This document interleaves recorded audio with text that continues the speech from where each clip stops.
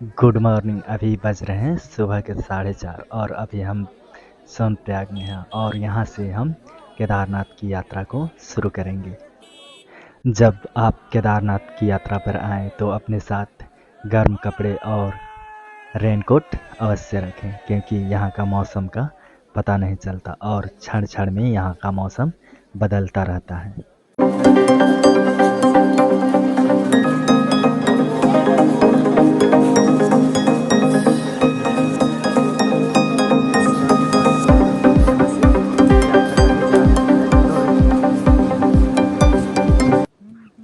यहाँ से हम टैक्सी पकड़कर गौरीकुंड तक पहुँच सकते हैं, जो कि सोनप्रयाग से लगभग 5 किलोमीटर के आसपास में है।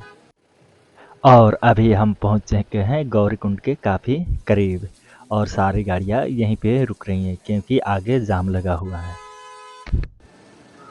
तो आप यहाँ पे पहुँचकर अगर आप चलने में असमर्थ हैं तो अपने लिए घोड़े, खच्चर, पालकी और पिट्ठू को ले सकते हैं। लेकिन जब भी आप घोड़े खच्चर की सवारी करें तो उनकी सेहत का भी ध्यान रखें।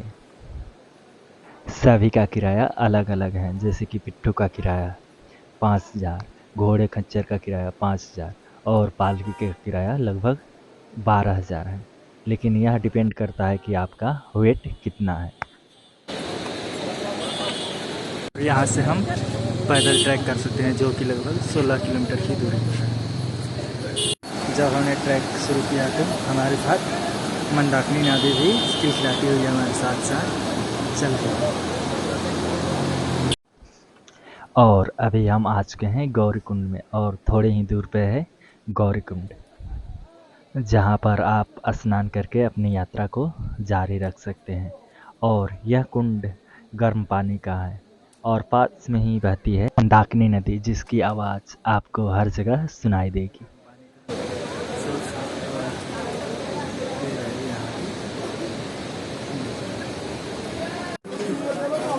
और यहाँ से शुरू होती है हमारी चढ़ाई, जहाँ से केदारनाथ की दूरी लगभग 16 किलोमीटर है। और ये रहा गौरीकुंड का बाज़ार, जहाँ से आप गर्म कपड़े, शॉल वगैरह खरीद सकते हैं।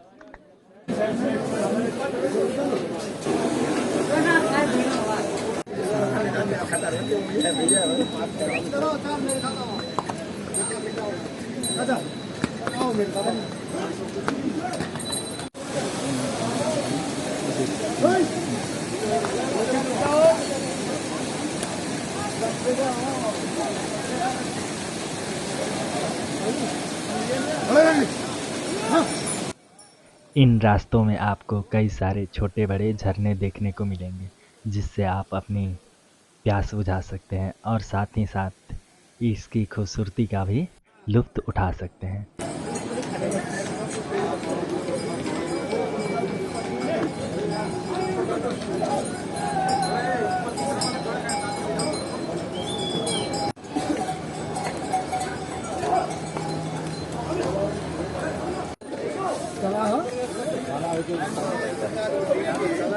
Check out this guys.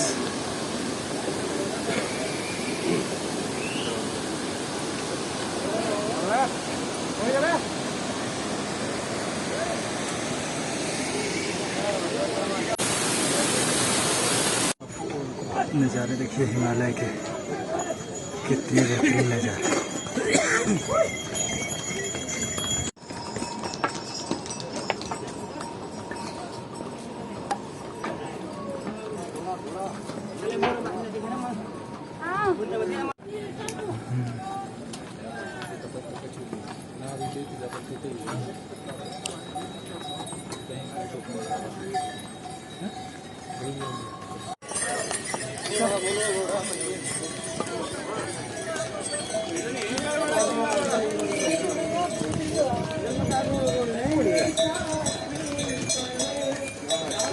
मेरी बात भी ना जाना। गौरी को उयसको उयो गएन शिव र पार्वतीले बिहा गरेको त्यहाँ चाहिँ गएको थिएँ।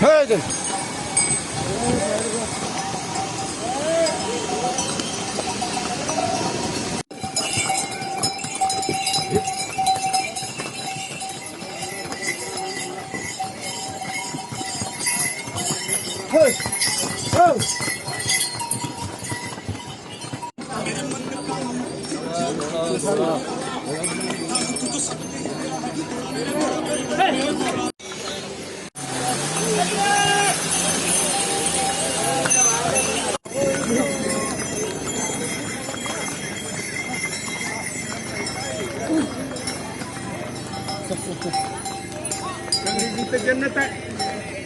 प्राणी असं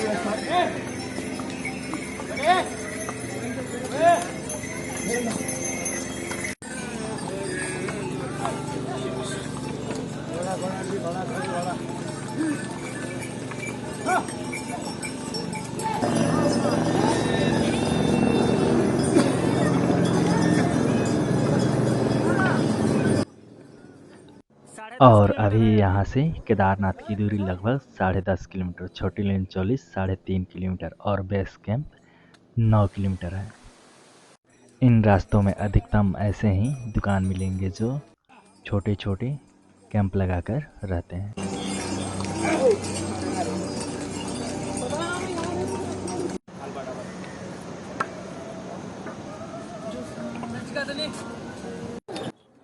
और अभी हम पहुंच चुके हैं भीमबली, जहां से केदारनाथ की दूरी 10 किलोमीटर तथा रामबाड़ा की दूरी 1 किलोमीटर है।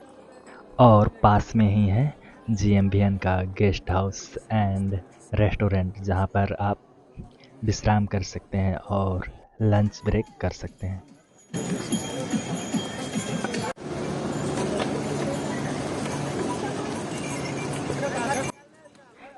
यात्रियों की सुविधा के लिए हर जगह बोर्ड लगे हुए हैं ताकि आप देखकर उसमें आसपास के जगहों की जानकारी प्राप्त कर सकते हैं। स्माइल कर।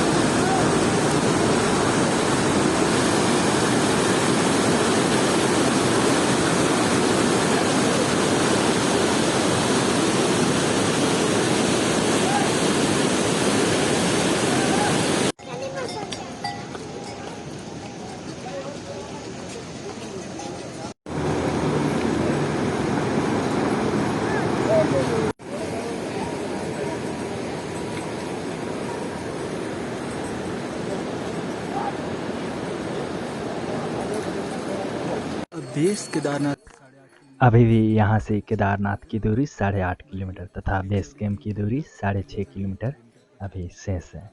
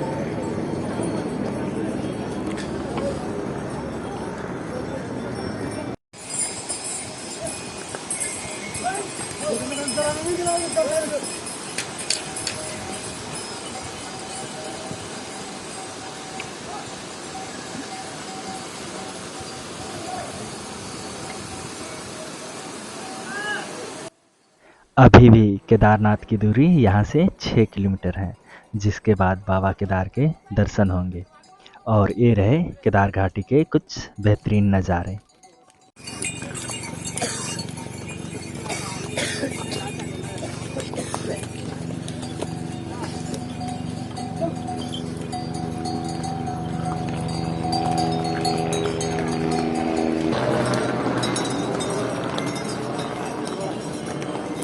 रहने के लिए टेंट। जय भोले।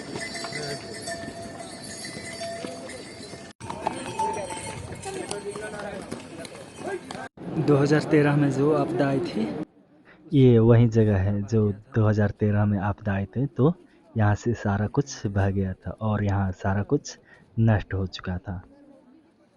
और पुराना रास्ता वहीं से बना हुआ था, लेकिन ये नया रास्ता यहाँ से बन चुका है। तो ये सारा बह गया था।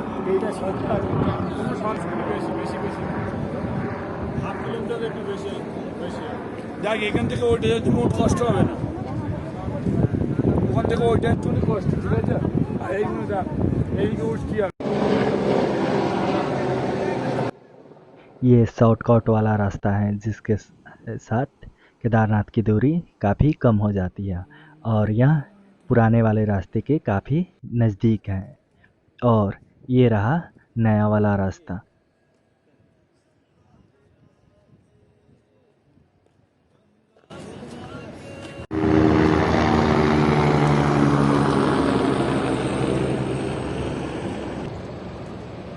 तेरा जिक्र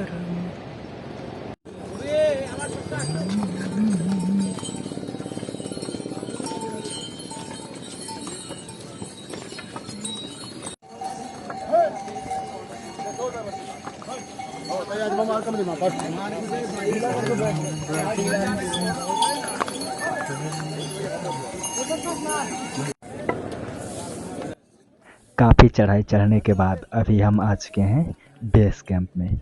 और यहाँ से केदारनाथ की दूरी लगभग 2 किलोमीटर है। और यहीं पे सारे घोड़े आकर यहीं पे रुक जाते हैं। अगर आप चाहें तो बेस कैंप में भी रुक सकते हैं। और यहाँ पे कई सारे टेंट लगे हुए हैं, जिसमें GMBN का भी टेंट हाउस है और लोकल का भी टेंट हाउस है, और सबका किराया अलग अलग है।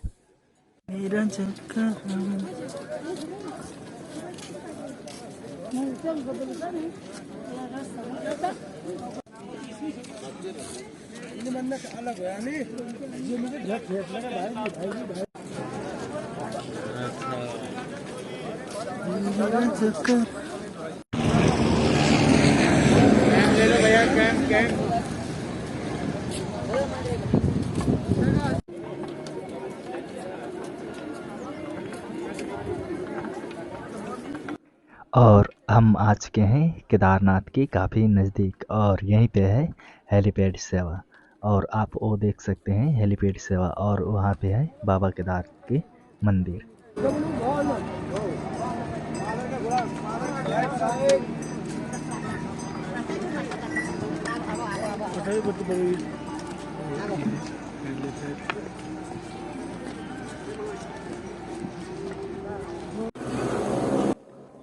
केदारनाथ पहुंचने के लिए 2 मार्ग हैं, एक पैदल मार्ग और एक हवाई मार्ग।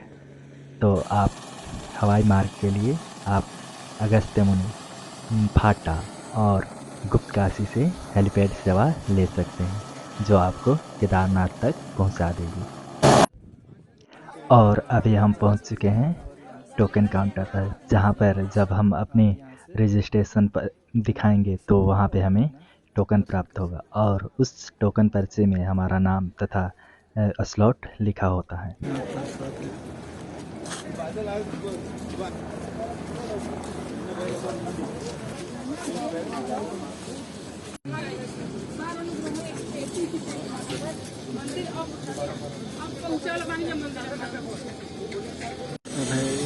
हम भी हमें दिखने लगा है केदारनाथ मंदिर।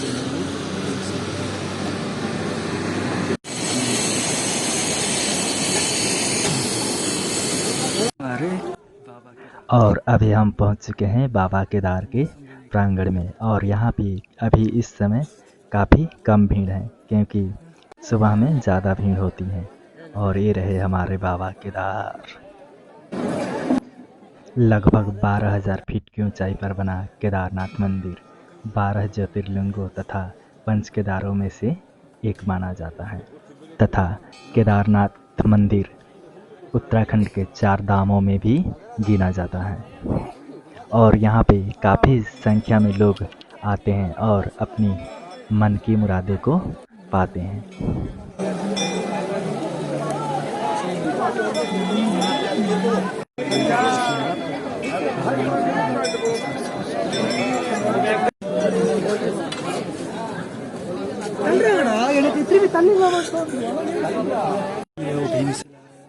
ऐसा माना जाता है कि यह वही भीमशिला है जिसने 2013 में आई आपदा के समय मंदिर को बचाया था।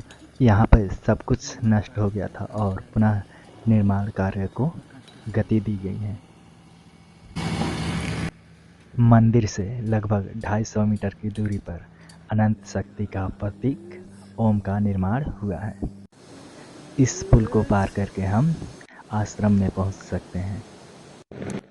और ये रहा आश्रम जाने का मार्ग, और मार्ग में ही पड़ता है हिम कॉलोनी टेंट, जो कि GMPN द्वारा निर्माण किया गया है।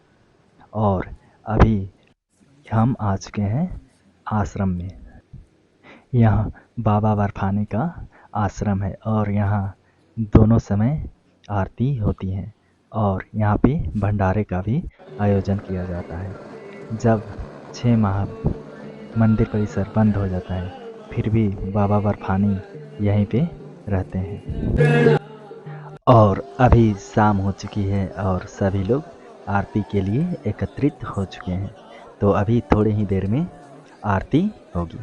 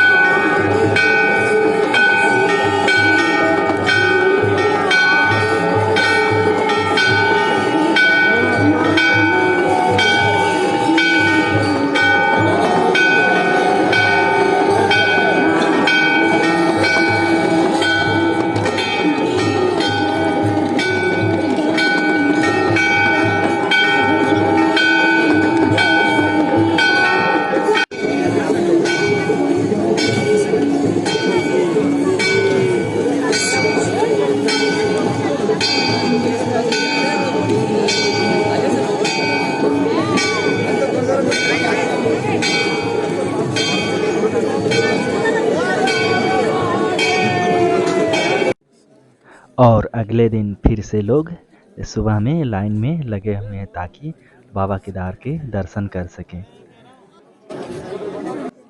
सुबह के समय मंदिर केदारनाथ के और यहाँ की पहाड़ों का अलग ही व्यू होता है, जो आपको काफ़ी रोमांचित करती है।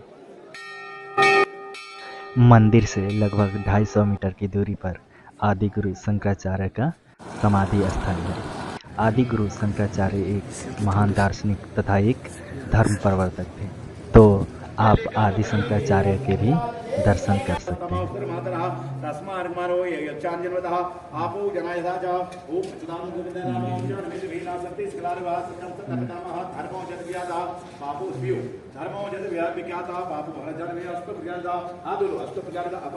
पूजा कर समावेश आसन मंत्र से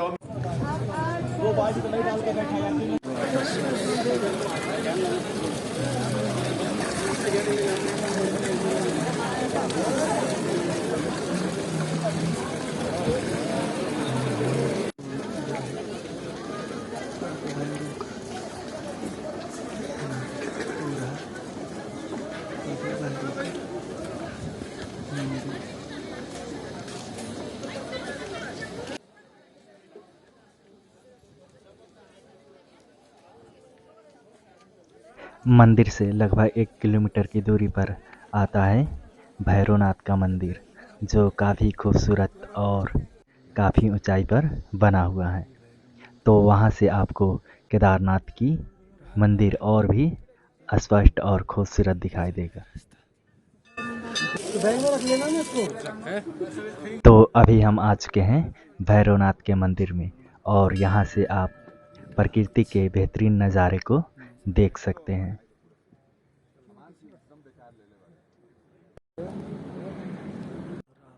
केदार घाटी से कुछ और दूर जाकर आप केदार घाटी को और भी अच्छे तरीके से निहार सकते हैं और वहाँ पर कुछ सुकून के पल बिता सकते हैं। यहाँ से आपको केदार घाटी और भी खूबसूरत और बेहतरीन दिखाई देगी। और फिर हम बाबा केदार के यादों के साथ पुनः अपने गंतव्य के ओर रवाना हो गए।